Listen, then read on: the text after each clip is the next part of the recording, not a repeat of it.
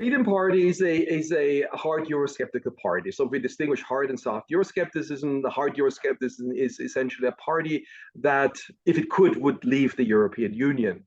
However, it knows that is not that is a difficult position, and that's still a minority position, because you still have 2/3 of Austrians who want to remain in the European Union, even if Austria is not a very enthusiastic member state. So the Freedom Party is hedging its bets. And we call this in an article in the Journal of Common Market Studies, equivocal Euroscepticism. To go to the edge, where you would then say as the next step, okay, since you make all these claims about the EU, the logical conclusion is you need to leave. But they don't just say that. So they talk about very vaguely about big reform and restoring sovereignty to the nation states, and they have a program to that effect. And they are in the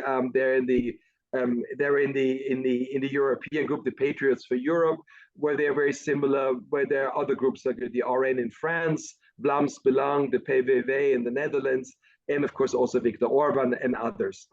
And I think they're comfortable there. And they would like to weaken the EU as much as possible.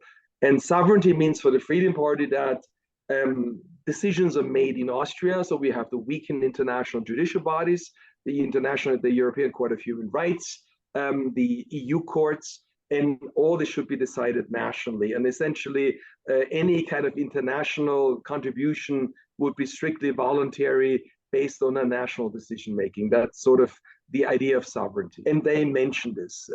There's currently an issue of Sky Shield that the Austrians, the Swiss and the Germans and others are joining forces to procure a missile defense system against drones and incoming missiles.